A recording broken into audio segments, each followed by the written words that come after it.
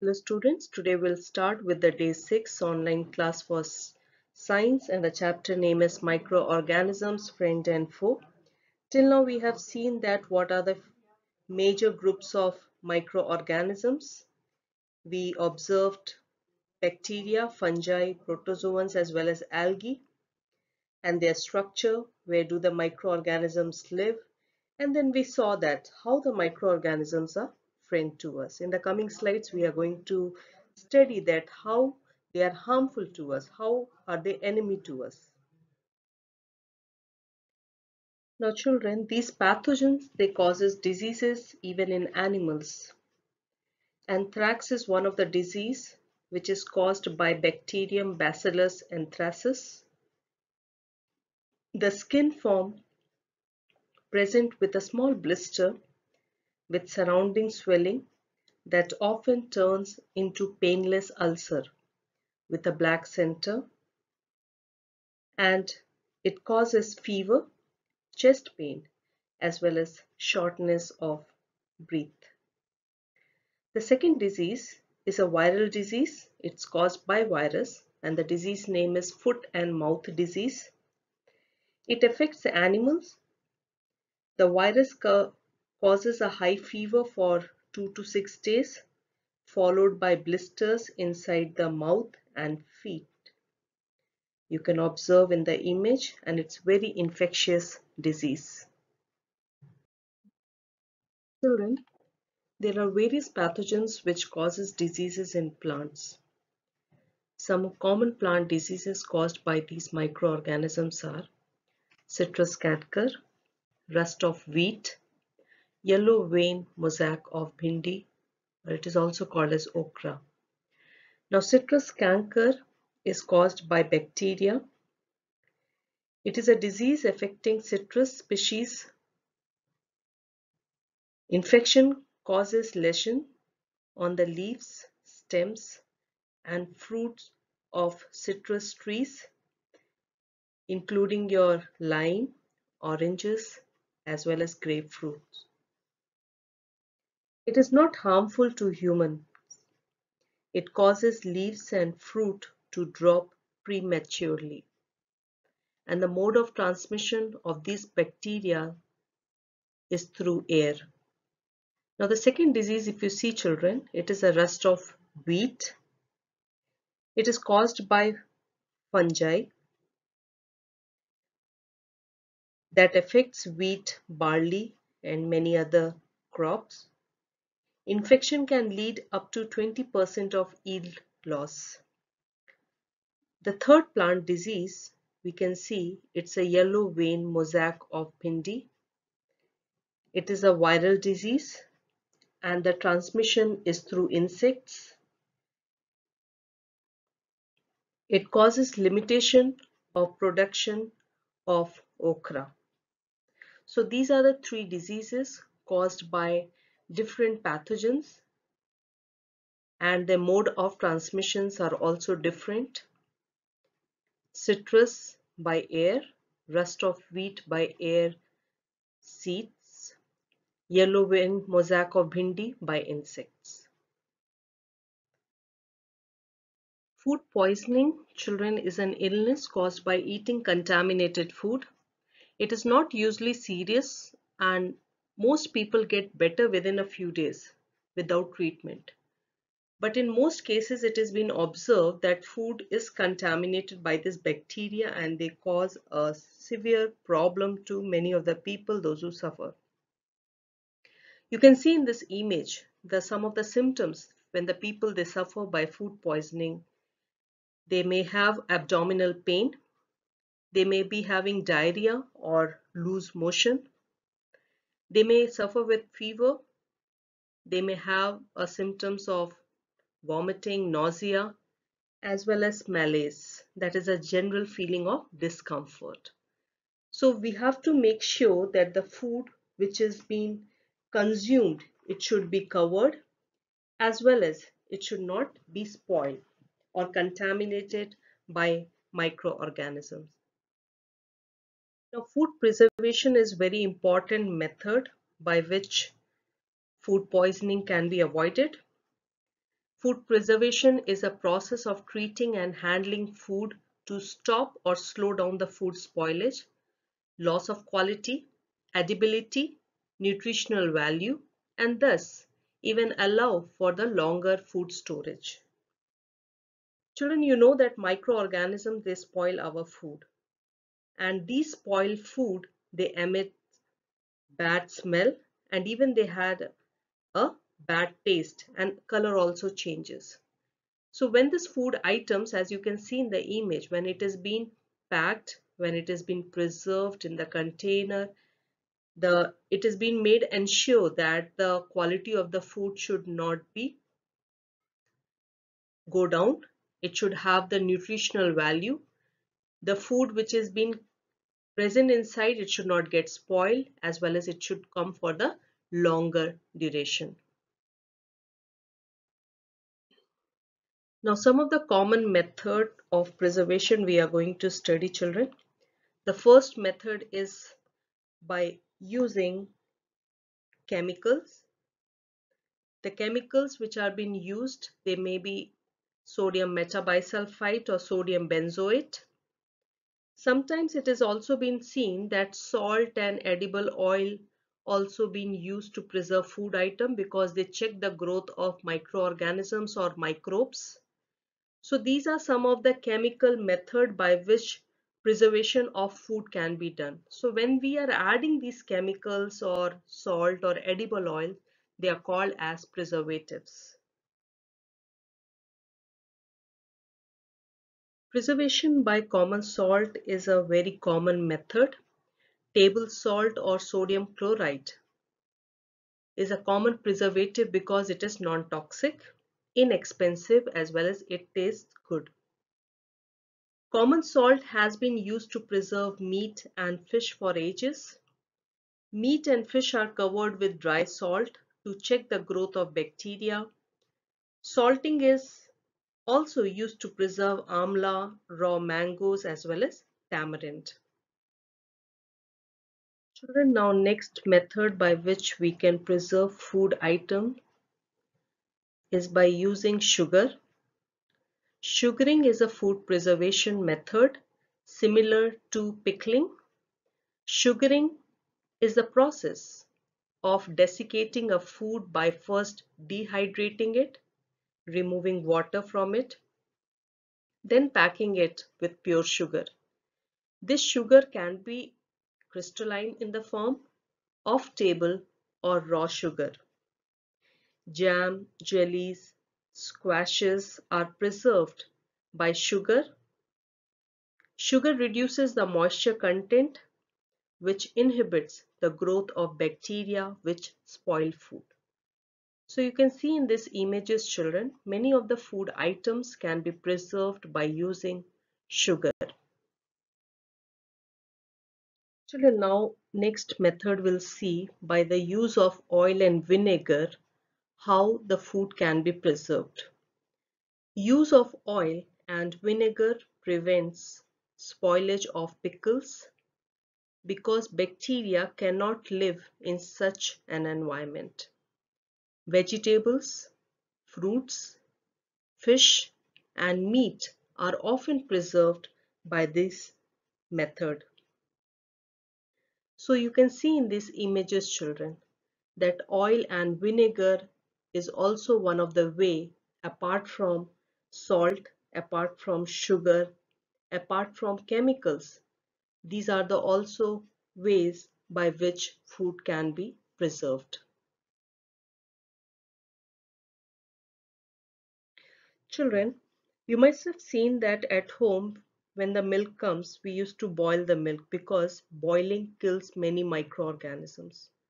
So even heating the food items or refrigerating it to the low temperature inhibits or stops the growth of microbes or microorganisms. Pasteurized milk can be consumed without boiling as it is free from harmful microbes. Now, what is this pasteurization or pasteurized milk? This was first discovered by the person and his name was Louis Pasteur. You know, students, what he did? He heated the milk to about 70 degrees Celsius temperature for around 15 to 30 seconds and then suddenly chilled and stored. By doing so, it prevents the growth of microbes. And this process, he told that it is called as pasteurization because it will not allow the microbes or microorganisms to grow. So if you see why we should use the pasteurized milk, pasteurization, it helps in killing off the microbes or bacteria. Pasteurization maintains the taste of milk. Pasteurization helps avoid health hazard and food poisoning. Now, storage and packaging is also very important to preserve food items. This is designed to provide a method to prevent damage or deterioration, that is preserving and segregating products. It includes appropriate storage to secure products or parts with receipt and dispatch method. Children, various fruit like dry fruits and even vegetables are sealed in airtight packets so that it can prevent from the attack of microbes or microorganisms. So there are various ways we have seen till now that how these type of food items can be preserved by different methods. And these preservative methods ensures that the quality of the food should be maintained. It should not have any health hazard problem and it should come for longer duration time. Children, one of the very important topic we are going to discuss, that is a nitrogen fixation. Nitrogen fixation, in your lower class you all have heard about the rhizobium bacteria which are present in the leguminous plants. Now when I tell you about the leguminous plants, these are the pulses or the beans or peas which have a symbiotic association and they are able to fix nitrogen from the atmosphere. Not only these bacteria are responsible for fixing the nitrogen, but even by the process of lightening as well as by the industrialization process also, nitrogen can be fixed and they can be taken up by the plants and then the further process takes place. Now children, if you observe the nitrogen cycle, you can see that nitrogen is present in the atmosphere in 78%, and this atmospheric nitrogen can be used up by the bacteria or blue-green algae and they are fixing the nitrogen. Or by the process of lightning also, this nitrogen can be fixed and it can go to the soil. So first we'll see that bacteria, when they are able to fix this nitrogen, I told you bacteria are the rhizobium which are present in the leguminous plant. They are able to fix this nitrogen and these bacteria turn and fix this nitrogen into many nitrogenous compounds. And when this nitrogenous compounds come to the soil, it has been absorbed by the plants. Even through the lightning, this nitrogen can be fixed and it comes to the soil. It will be absorbed by the plant's root. They take up this nitrogen. Now inside the plant body, they have nitrogen which are helping in making their many essential components, or you can say about proteins, nucleic acid, and these plants, when they are eaten by the animals, the nitrogen which are present inside plant, it goes into the animal body. Now nitrogen is present in the animals and these animals, what do? When they excrete out their waste, when they remove the waste from their body, the nitrogen again goes back to the soil, or when these animals also they die, the nitrogen which is present into their body, which was helping them in making proteins, which was helping them in making their DNA, deoxyribonucleic acid, they also go back to the soil and it is again absorbed by the soil. So this cycle, it goes on. Nitrogen is in the soil, taken by the plant through with the help of the roots. From the plant, it goes to the animal body. Animal body, they make very important compounds. They die, and then after that, again back to the soil.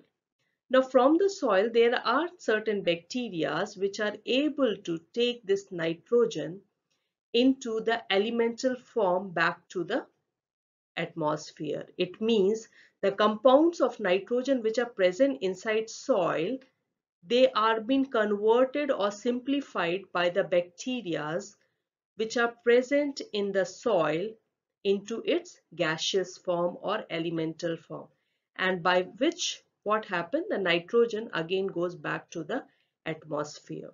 So this is how the cycle goes on. Nitrogen in the atmosphere, two ways by which the nitrogen can be fixed. It will be absorbed by the plants, it will be taken by the animals, they die, again back to the soil. And in through the soil, the compounds of nitrogen will be again converted into its gaseous nitrogen, and again the nitrogen will go back to the soil. So this is the continuous cycle which takes place in the environment. As already told you that nitrogen in the atmosphere is present in 78%. They are inert. They cannot be taken directly by plants and animals, so it has to be converted into the compounds of nitrogen. Nitrogen can be converted to usable form by the process of lightning or by the bacteria, or even through the industrial process also nitrogen can be fixed. And this is a cycle, you can observe it, that nitrogen in the atmosphere is there, it is converted into the components of the nitrogen, and they are being absorbed by the plants as well as animals. They assimilate themselves, helps in making proteins, and there are bacteria which is converting this nitrogenate compound back again into the gaseous form, and these bacteria are called as a denitrifying bacteria, or they are present in the soil, so they are helping in this process. So this is how the nitrogen cycle it goes on.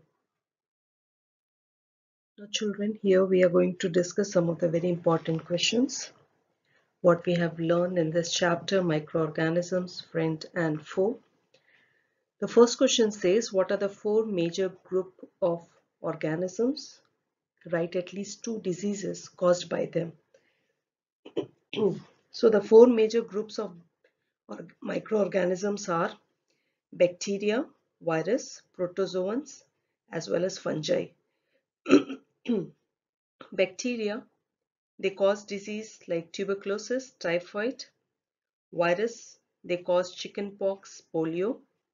Protozoans, they cause disease malaria as well as dengue fever. Fungi, in plants they cause rust of wheat as well as even in human beings they cause skin infection. The second question says, name the microorganism which can fix atmospheric nitrogen in the soil. And as I told you that it is a rhizobium bacteria which are present in the root nodules of leguminous plant and are able to fix atmospheric nitrogen. Now the third question says that what are the uses of microorganisms, and you have to write down the 10 points. The first important product we have already discussed, that is it helps in the food items, making curd as well as bread. It also helps in making acetic acid which is called as a vinegar as well as wine. Third uses, it helps in preparation of antibiotics like streptomycin, tetracycline, erythromycin. Fourth point, it helps in increasing fertility of soil. It also helps in cleaning environment by degrading the complex molecules into simpler form.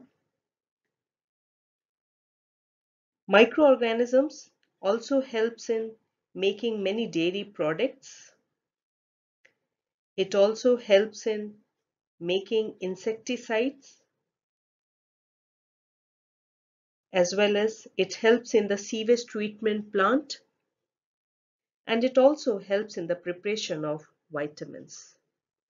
So there are many other uses of microorganisms. Next question says, write at least 5 points on harm caused by microorganisms. So in the beginning itself, I told you that microorganisms are not only useful, but even they are harmful to us.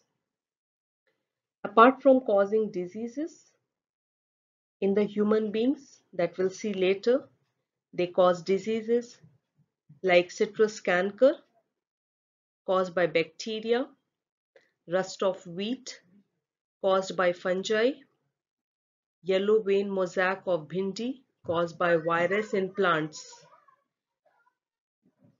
Now, when we talk about human beings, there are diseases caused by bacteria. You can talk about tuberculosis, cholera, typhoid. Diseases caused by virus, they are measles, chickenpox, polio, hepatitis A even.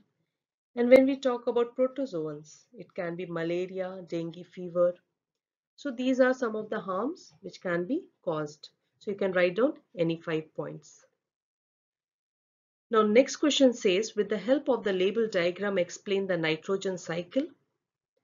Nitrogen cycle, already I told you that nitrogen is very important constituent, very important part of our life, which helps in making nucleic acid, and they are in the 78% in the nature. So it can be fixed by the bacteria called as rhizobium. It can be fixed by lightning process, and even through industrialization nitrogen can be fixed. When this nitrogen are absorbed by the plants, so they are absorbed in a form of the nitrogenous compounds. Plant cannot take directly nitrogen.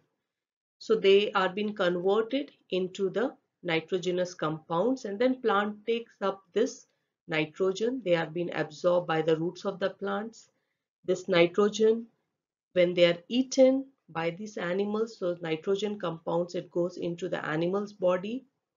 When these animals, they die or they excrete, they give out their nitrogen again back to the soil, and again it will be absorbed by the plants.